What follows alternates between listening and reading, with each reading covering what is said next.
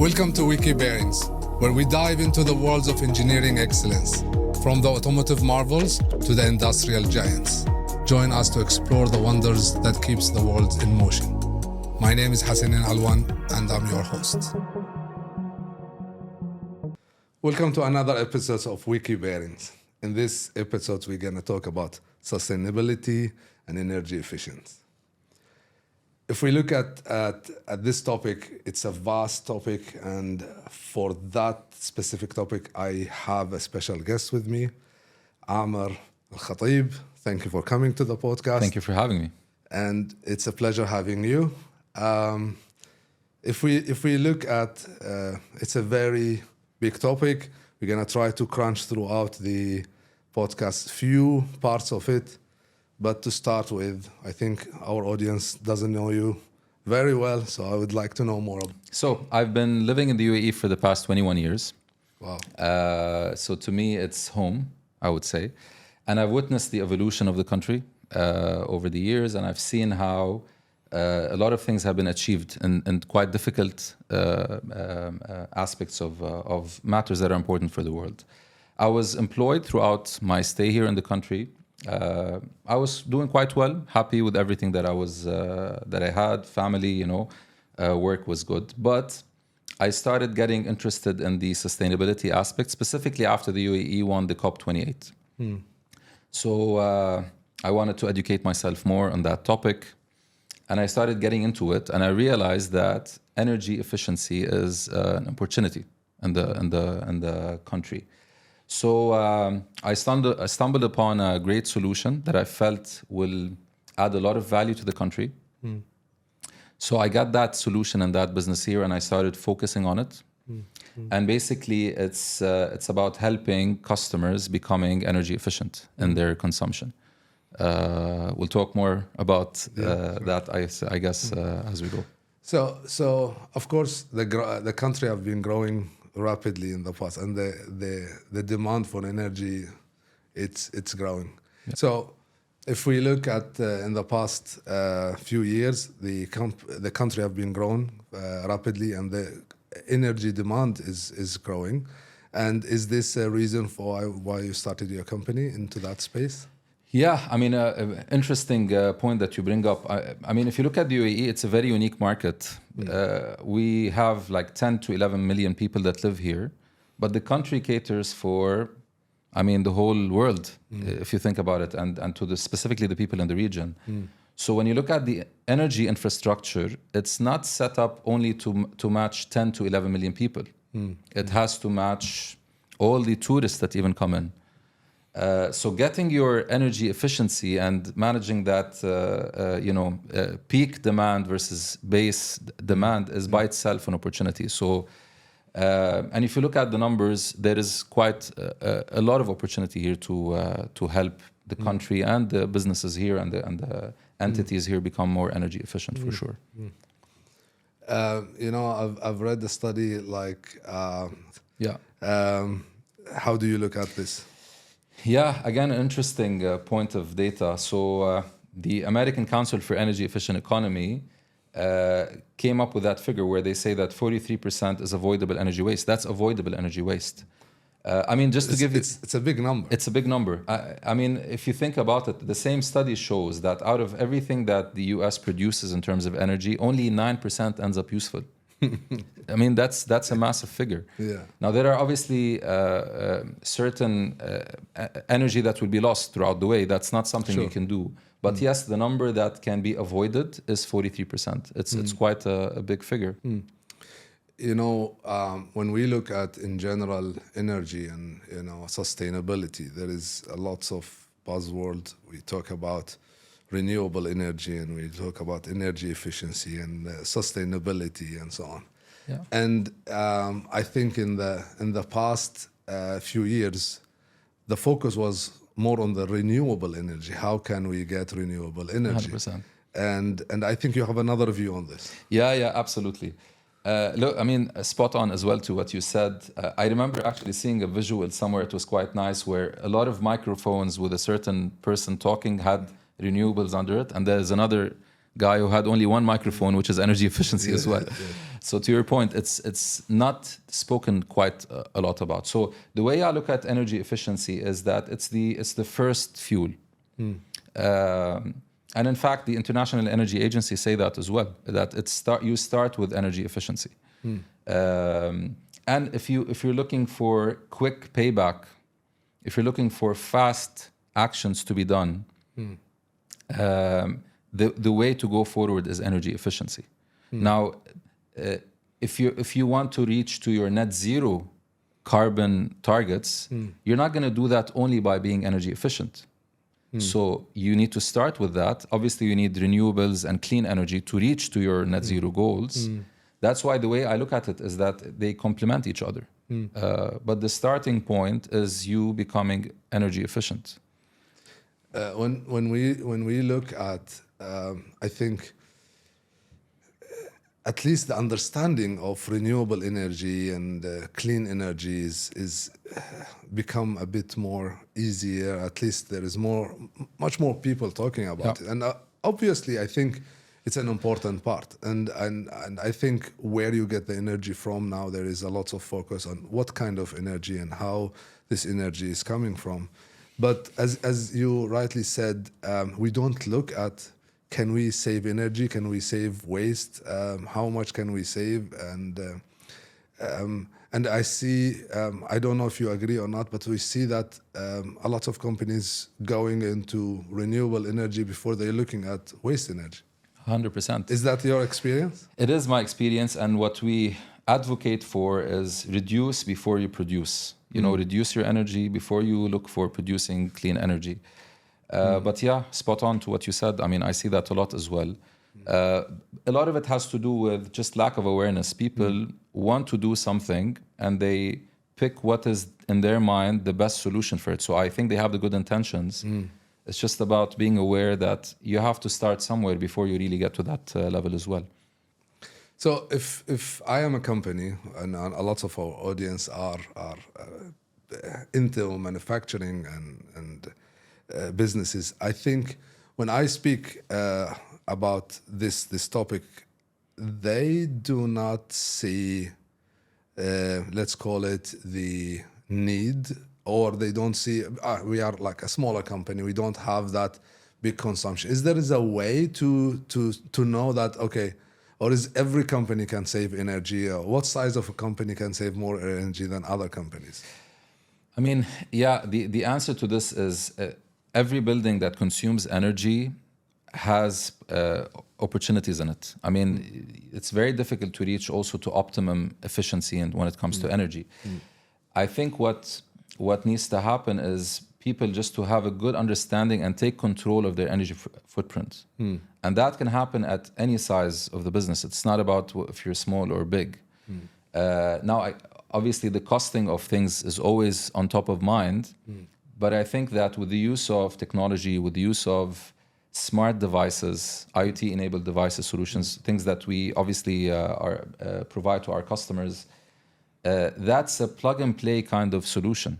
So it will always work on a personalized building, because not every building is like the other. Every building has its own requirements. So when you're working on a solution, it's personalized and it takes into account cost elements. It takes into account what are you going to focus on, because consumptions vary again from a manufacturing site will have a different type of energy consumption versus a hotel, for example. So there's always these kind of elements that you look into when you want to work on a specific solution, but anyone can really start in that space.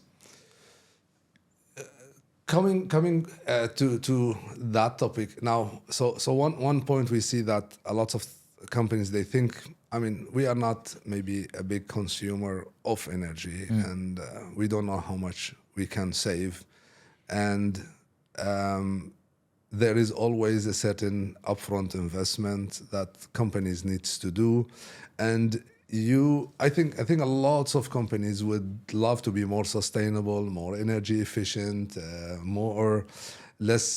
having less carbon footprint.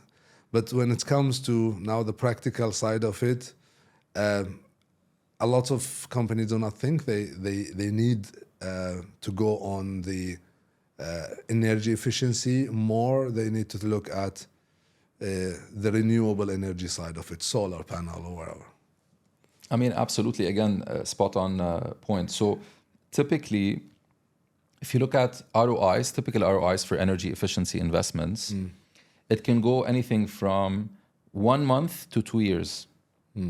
So you're talking about a relatively short period of time, again, depending on the situation, depending on what you do, but it has quite a fast ROI. And that can be applied on any kind of business because, again, it's a plug and play kind of solution. So while there's a misconception that this is going to be an expensive approach, the way I look at it is that first, this is something that you can fund from what you save. So that's money that you're already going to pay. Just that you can smartly utilize that in an investment that will help you take control of your energy footprint. And when you take control of that, that's where you start making better decisions. One thing that I would love for everyone really that owns a business that is consuming energy is to have a target for what they want to consume, to understand their current consumption and target for what they want to be. And that's where they can set strategies, and how serious or aggressive that target will then highly depend on what are the things they will be using. But in whatever way you look at it, it has to start with you taking control of your consumption. I think definitely we can learn from UAE target for 2050. I mean, it is an ambitious target on the energy strategy, and I think we somehow all are going into that direction. And I think if we look at you were saying to know what they are consuming, and I think there is no company or no business that is not consuming energy. Yes, some of them are more intensive. If you are into manufacturing, hospitality, you could have a much bigger impact. And but if you are maybe a small office, you would have a different kind of impact. And the savings as well is in that direction.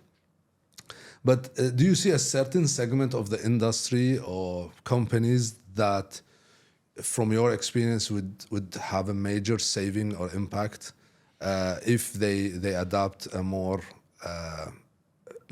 the energy efficiency as a strategy? Yeah. I mean, as you said, every building is consuming energy. There are obviously bigger businesses out there that consume more. The manufacturing sector is obviously a big consumer, specifically the plastic manufacturing sector. That's a big energy consumer as well. Now, and those would have quite an interest to again take control of their energy footprint, because it's also a big chunk of their cost of operation.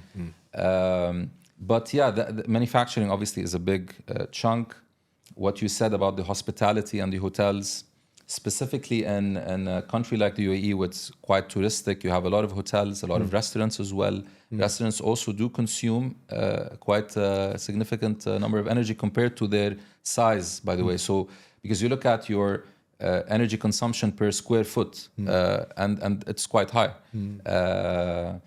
The education sector as well is an interesting one, the schools and the universities. And personally, I love that sector as well because of the fact that it's educating students.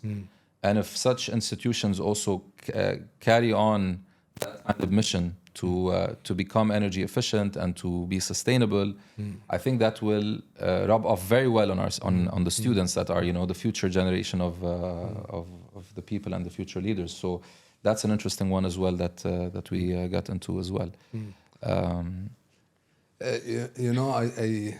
I think every sector have its own challenges, and I didn't think about restaurant as an energy consumer. We think, like, what comes always to my mind: manufacturing, hospitality, especially as there is certain periods of time where the consumption of energy, especially here in summer, there is a huge energy on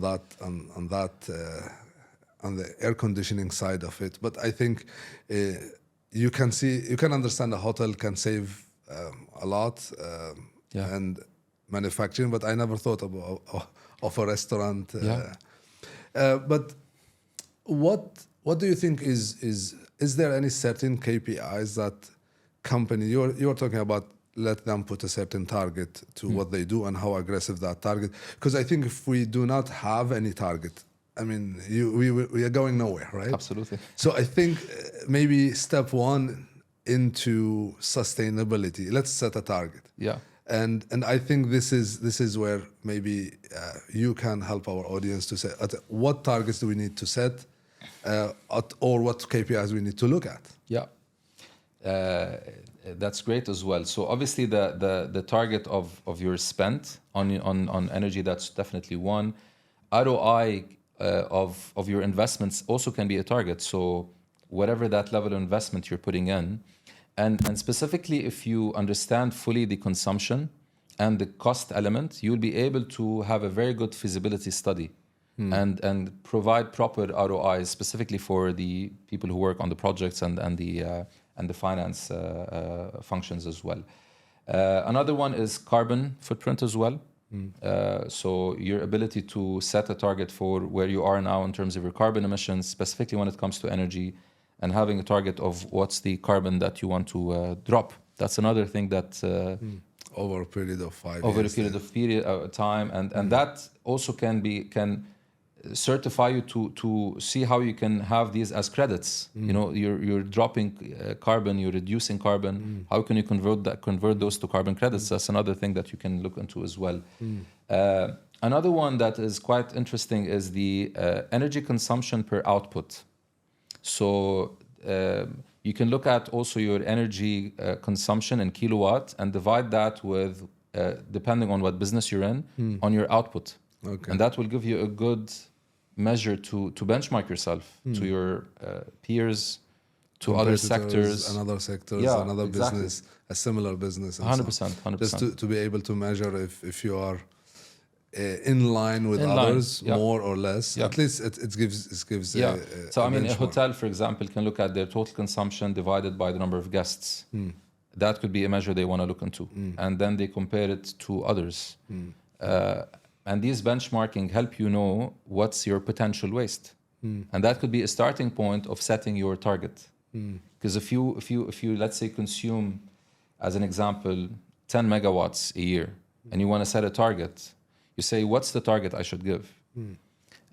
One thing to do is to look at your benchmark versus peers, and if you're aggressive enough, you want to beat your competition in that area, you can have even more aggressive goals. Or if you want to be in line, you can be in line. If you want to be less, that's a decision that you can take.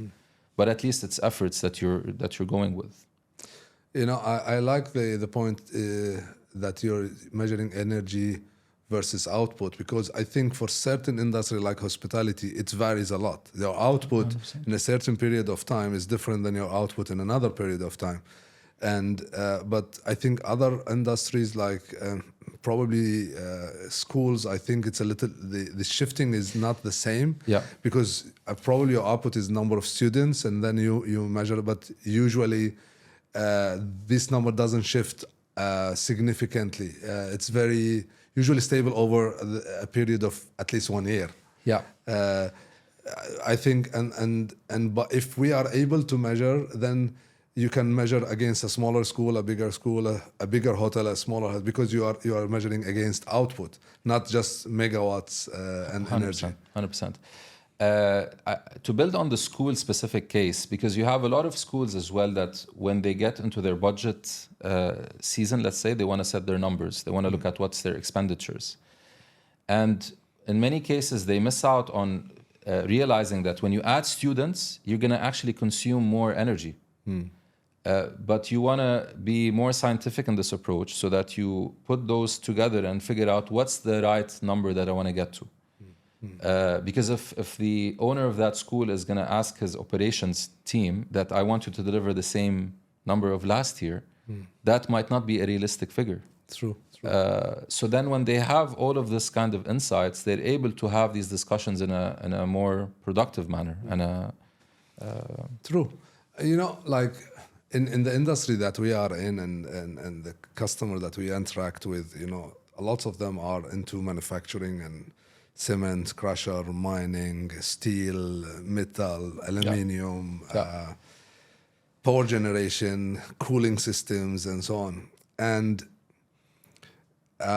like I had one of the doubts I had how to measure, because you would have a similar manufacturer, one is bigger and one is way smaller. Yeah. And I think let's say maybe I would look at it from maybe an aluminium or steel manufacturer that output out compared to number of tons they produce maybe per year and so on. 100%. Yeah. But I don't know if I'm correct, but usually I look at, when it comes to energy, manufacturing is a very energy intensive industry. Yeah. And when we have a conversation with our peers in the industry, I mean, we are in the power transmission, so we always talk about these things. And sustainability, it is in there, in many companies, let's say, if not in their front agenda, at least it is on their agenda somewhere. Yeah. I look at it, and when we have these discussions, there is not much to be able to do. I mean, we are consuming, yes, we are consuming energy, but this is what we need for production, and what can we do? And if I measure it, will it be able to help me anyway? Yeah, I mean, again, that's something that comes up a lot as well with discussions.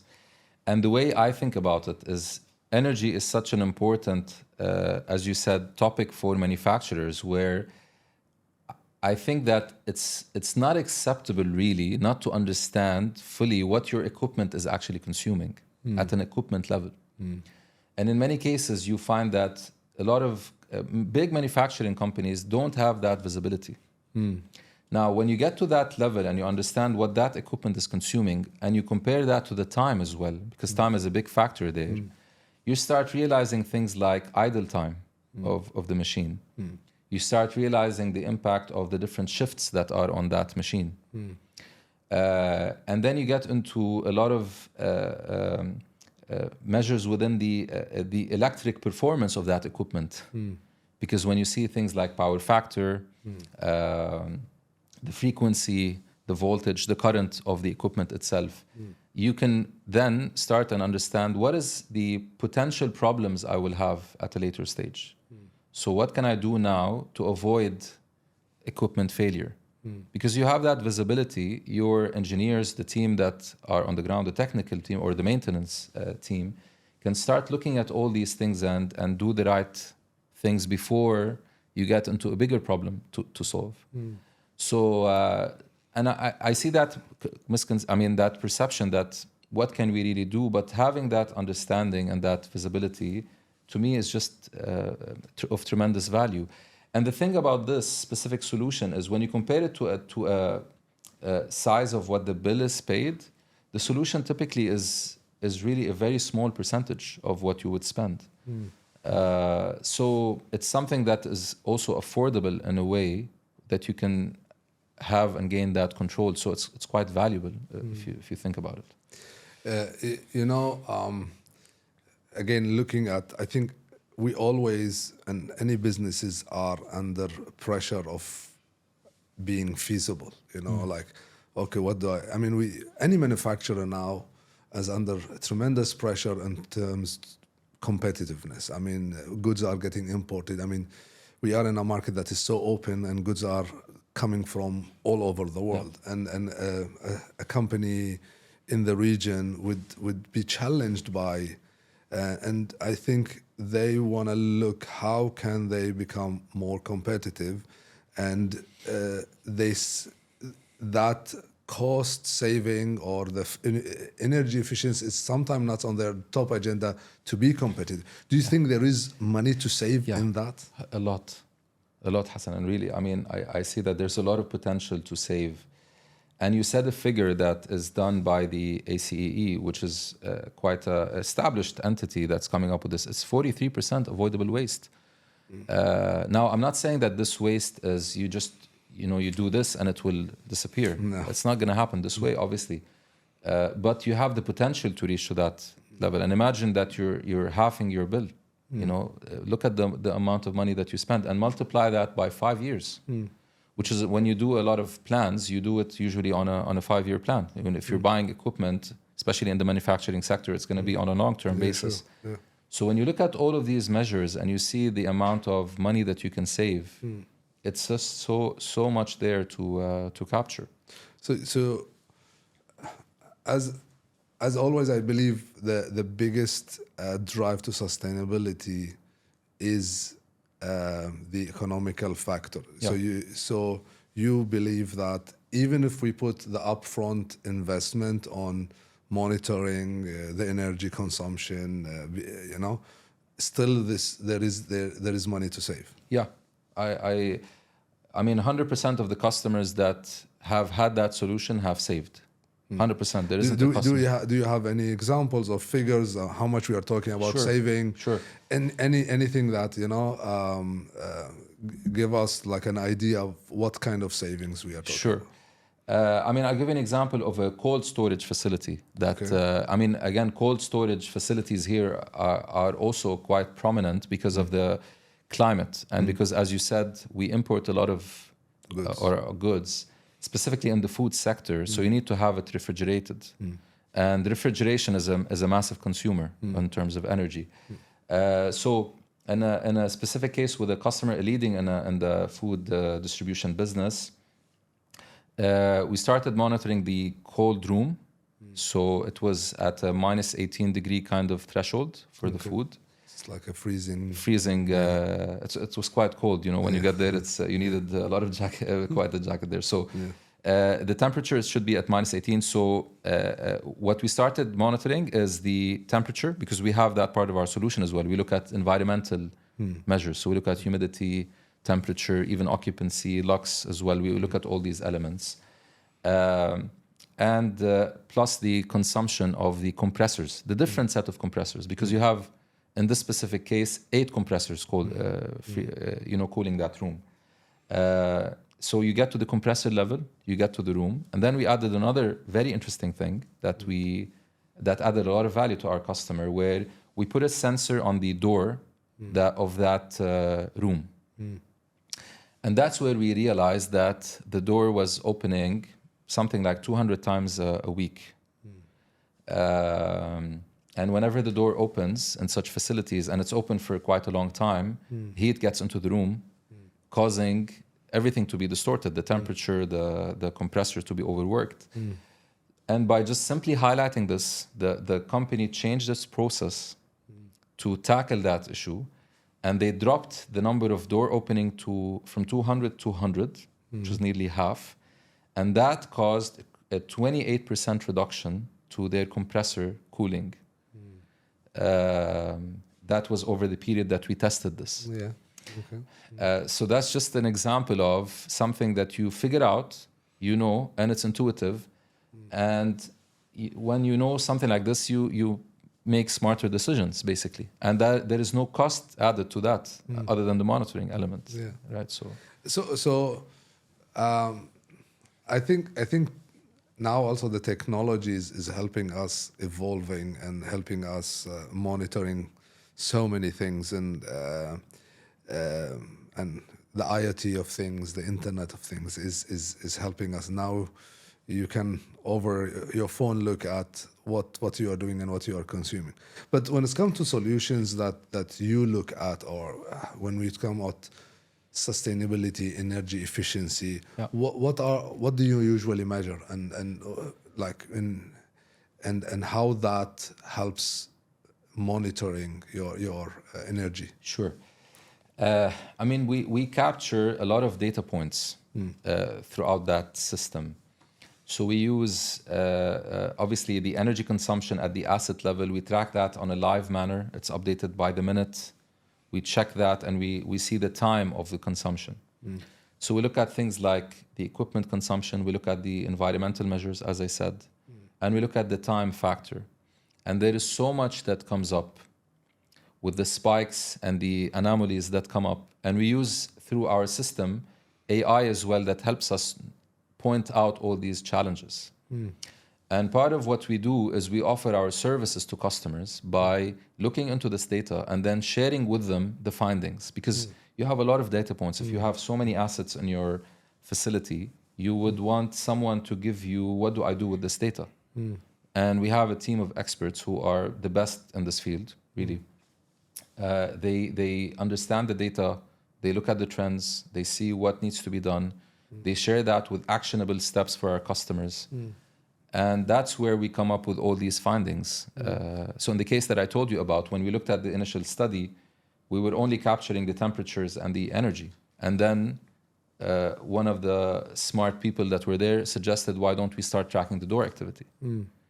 And that gave us a very good understanding of what are really the issues. So these come from the human element of providing what needs to be done and looking at it from that perspective. So there is always it's about really both using the technology and the human element to come up with the best possible solution, all with the mission to help our customers save money, save on their kilowatt consumptions, and obviously their carbon, and become sustainable. You were mentioning about AI. Of course, now it's another buzzword, sustainability and AI.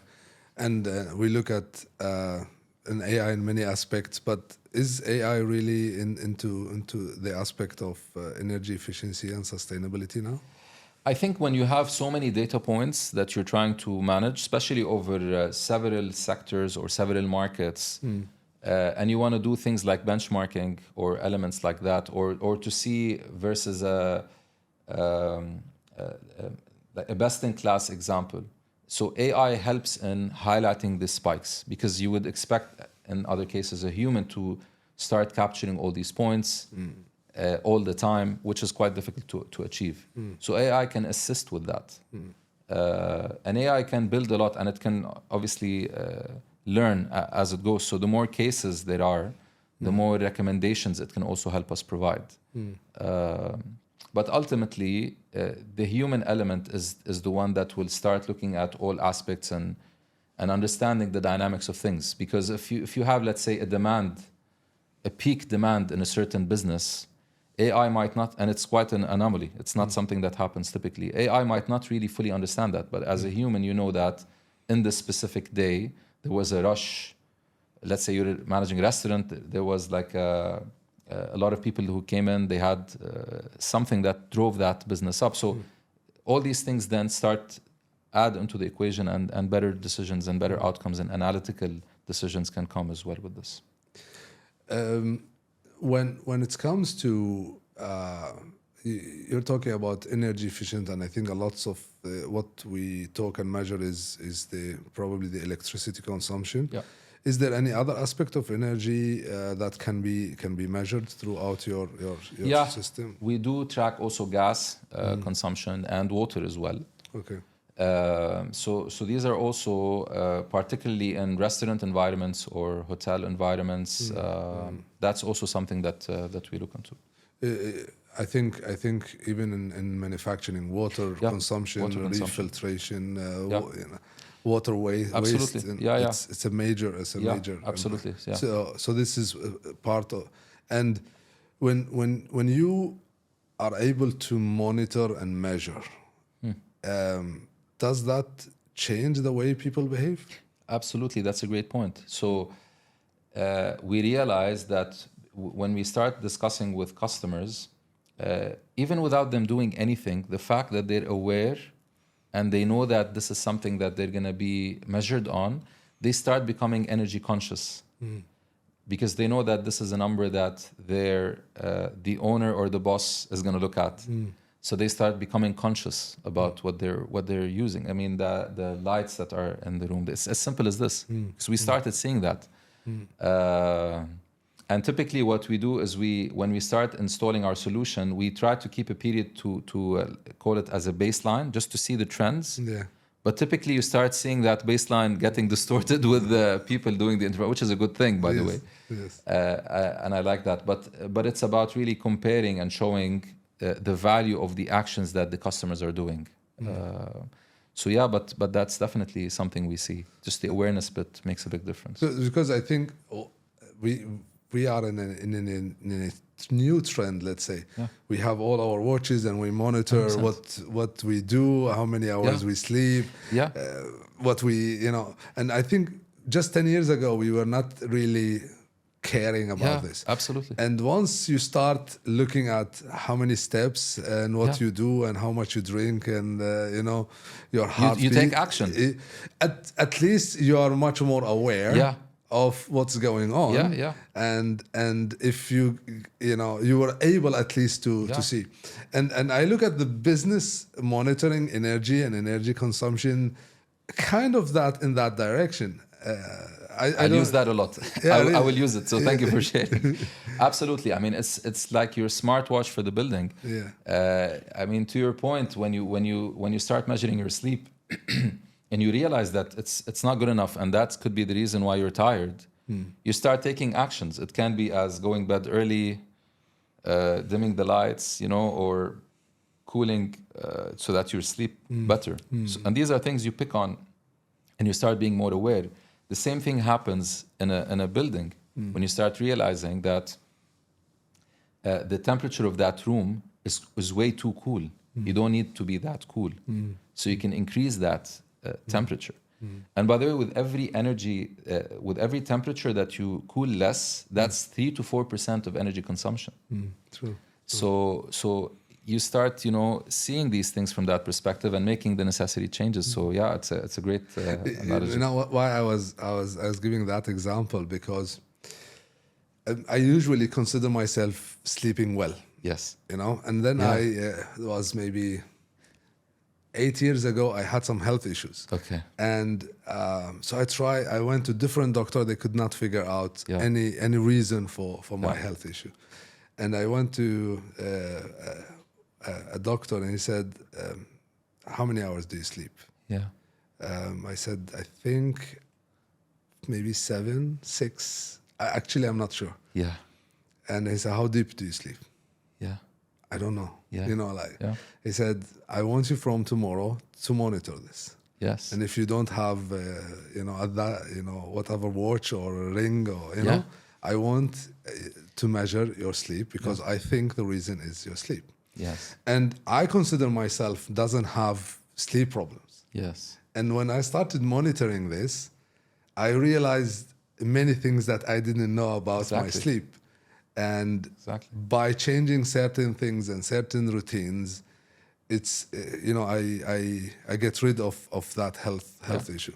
100%. So I look at maybe we do not know what we do not know. Absolutely. And once we know, really, I think there is always a risk that, okay, we know maybe there is not much to be done, but we were discussing before, like, not knowing, what do you do if you don't know? Exactly. And this is a real dilemma. If you do not know, you cannot do anything about it. But maybe if you know, you can do something about it. Yeah, that's a great way you really described it. And I mean, think of it this way as well. So if people don't do anything about it, let's talk about the health analogy. It will impact your health. I mean, you might be quite sick. You might be impacted. Your health will be impacted. The same thing for buildings, because also one of the things that I see is if we know something is wrong, it means that we'll have to do something about it, maybe spend more time, even money on it. And that's something we don't necessarily want to do now. We will push it. Now, the issue with that thinking is, what if that is a grave problem? And then you will end up paying for things that you shouldn't be paying at a later stage. So what do you do then? How do you budget for those? How do you manage those? And these kind of surprises impact businesses a lot. Part of us, we were discussing how can we become more sustainable, is when you are familiar with these things, you will be sustainable. You will know that this business is going to be continued. It's not going to stop. It's not going to be disrupted. True. Like when looking at a business, whatever that is, a manufacturing business or a distribution, or I think being able to measure the health of the business. Because I look at sustainability from a broader perspective. Sustainability is not just carbon emissions. Yeah. I think, yes, there is a lots of discussion about carbon emissions and sustain. But if you look at what sustainability means for a business, it's the business to be sustainable for another 50, 100, 200 years. And what makes us sustainable and what makes we need to be partially sustainably from an environment perspective, carbon emissions, financial sustainable, all of this knowledge, Correct. And I think the word sustainable is a lot used in one direction, where I think being able to monitor and measure your business, it's like a health check for the business. Now, one part is energy, another part could be financial health check, 100%. And so on. And this is what keeps businesses sustainable for a longer period of time. Yeah. And if we don't do that, this is where we can come up to problems that we are not aware of, and we will not early detect issues. And if we look at how the world is moving, now we are moving into more sustainable. We are much more aware. Regulation is changing,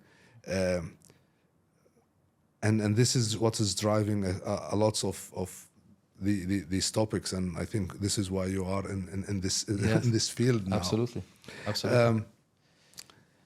But let's just go back to look at the financial side of it. Yeah. You mentioned in the beginning of our meeting that ROI can be from 2 months to 2 years. It's quite an interesting, because when we look at renewable energy, ROI is usually much longer. Yeah. Is this a real figure? Is it from your experience? Because I think this is what the financial side of things are important. It is, and to be honest, I'm not the only one saying it. So according to Siemens, they did a top 10 energy saving options, and monitoring and targeting was the number one, and it had a 1 to 3 month return on investment. Oh wow! Yeah.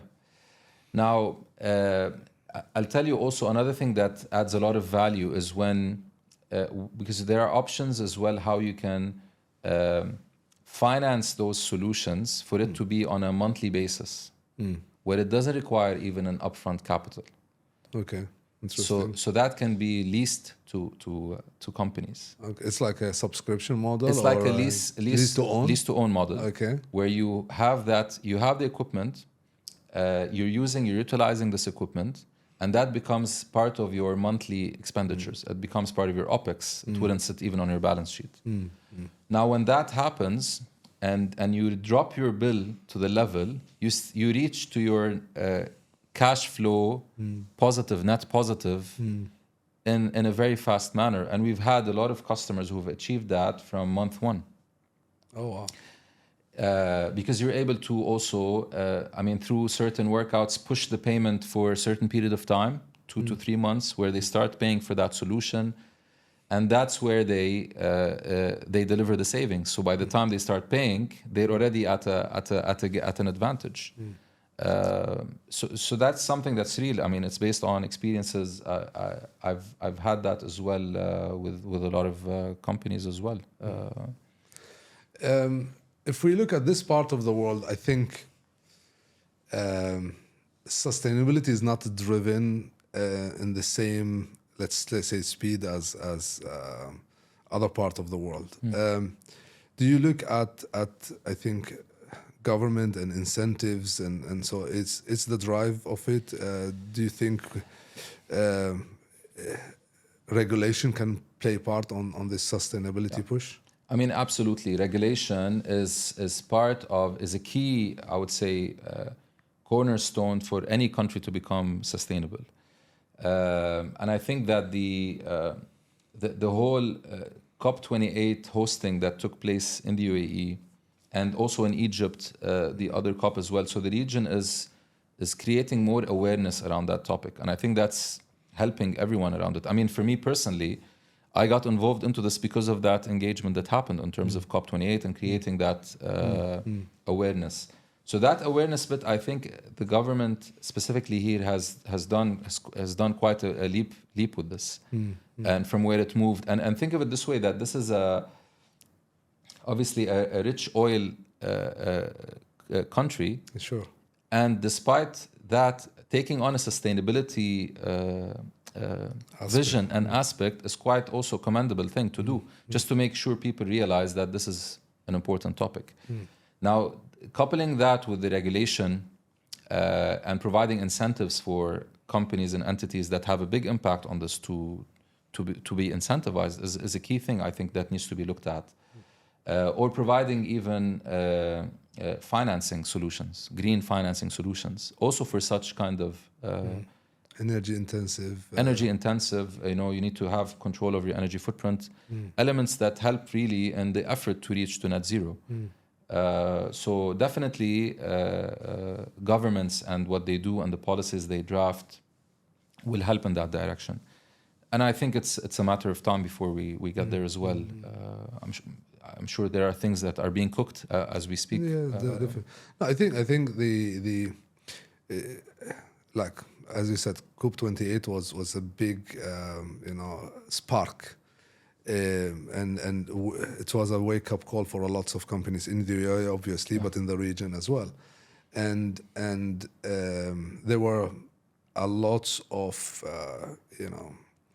drive to this. There was a lot of initiatives. There was a lot of government pushing that direction. The vision of sustainability, and I think it's just a matter of time where until we are there.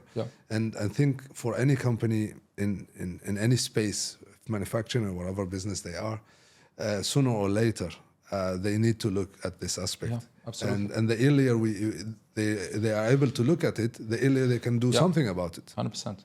I mean, and for the UAE specifically, there is a very clear kind of goal set as well, part of their 20 vision, Energy 2050 vision. So to be 40% energy efficient, that's something that's spelled out. It's a goal that is set.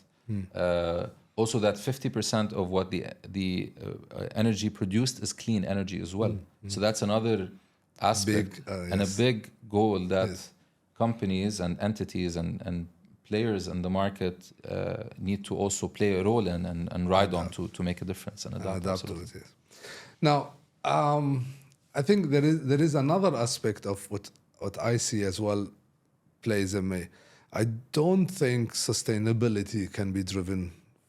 It needs to be driven from the leadership perspective, and I think that is if it's not a government or a country or a business, I think it's now how can we influence this and what is the role of leaders to look at this?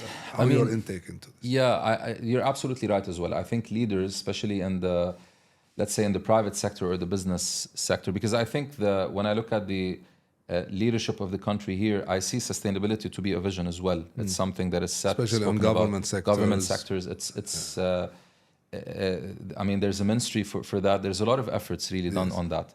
I think for private owned organizations or people in leadership positions within companies, they need to look at sustainability, and this is exactly to what you said, differently than just the impact on the environment, because sustainability has a bigger impact, and it's not only related to an environment aspect, it's also related to the sustainability of the business itself. It has a financial element, it has a human capital element. So sustainability is a broader topic. It's not only about the environment. Environment is a key thing, and we all have to play a role. But typically for businesses, especially that they're under pressure from a financial perspective to deliver their financial goals, because that's really what driving, and that's what keeps them, what they say, wake up at night, right? So they want to make sure their numbers are hit. So in many cases, they will not prioritize sustainability because it's about the environment. It's something out there. It's in the cloud. It's cloud, exactly. Cloud-based. So they don't see value. But if they look at sustainability as an entity that's going to help them save money, then that changes completely the perspective. And it does help as well. I mean, there are so many initiatives that sustainability functions within big organizations do that have goals. They have KPIs, they have financial goals as well. They take on a project, they want to reduce waste. It could be energy waste, it could be water waste, it can be even the type of product, things that they use in the offices or whatever. Yes. So there's always these kind of solutions that help. So leaders within the business, what I urge them to do is to look at it from that perspective and think of this as a cost saving department, just like any other department that you have, procurement that's looking for the best price. You can have a sustainability department that's looking at your operation and helping them being more sustainable. I look at this also from if we look at, we know that this is something that is coming. Yeah. Sustainability goals, maybe there is no strict regulation, but we're gonna come to a point that if you are not compliant, you are not able to sustain, or you're not able to do business, or you're not able to supply. I mean, we see in our industry already when it comes to supplying certain products to some, let's call them the big boys, they would go for companies that are sustainable, or they have some sustainability goals, sustainability measures. You can win more tenders than other companies. I look at this, it could be the next competitive edge in the industry, because yes, of course you want to be cutting costs, you want to be buying cheaper, reduce, we look at all of this. But I think for a lots of leaders, they did not yet, not many of them are already in that, but I think, is this one way to be competitive and stay ahead of the curve? This is how I look at it. I don't know if you fully agree with you. Fully agree. I mean, it's not like it's a trend that will go away. It's not a viral thing that will. It's not a vibe, It's not and I mean, I'll add to that. Think of also a scenario where, let's say, banking, financial institutions.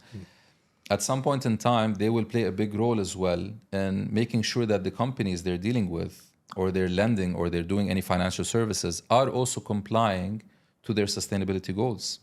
So imagine you're in a place where you don't have the same financial benefits. So think of your competitive edge then and there. So, and that is going to happen. It's definitely something that is discussed and studied, and yes, there will be better privileges given for companies that are sustainable, that are more sustainable driven, for all of that. So to your point on the competitiveness, it is definitely an edge. Now the thing is, because it's not, awareness is not there, people are not talking enough about it, or as I said, people are under pressure for the short-term delivery, and they're not thinking of sustainable. On a longer term sustainable, which makes it by itself a challenge to be sustainable. Yes, true. It has to start with a long-term vision for sure. Yes. Amer, it was lovely having you. I enjoyed our discussion.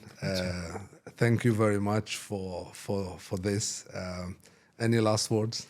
Look, I just want to thank you so much personally for giving the platform for this topic. I think that your personal belief in the topic of energy efficiency has helped make this podcast. I enjoyed it a lot as well. Thank you. I want to thank you and thank the staff here as well. So. It's been lovely, and to me, it's just how do we reach more that message to people to realize that that is something that's valuable. It's worth investing the time, worth investing even the money. You should get back that return in one way or the other. You will benefit from it, and doing your part will help everyone. So. I think we are all part of we all have to play part in the sustainability. For ourselves, for the business, for sustainability, but also for the generation to come. Yeah. Thank you so much, Hassanein. Thank you for coming. For our audience, thank you very much for this episode. And if you have any comments, email us at podcast@mcb.ae. And until next time, let's stay in touch.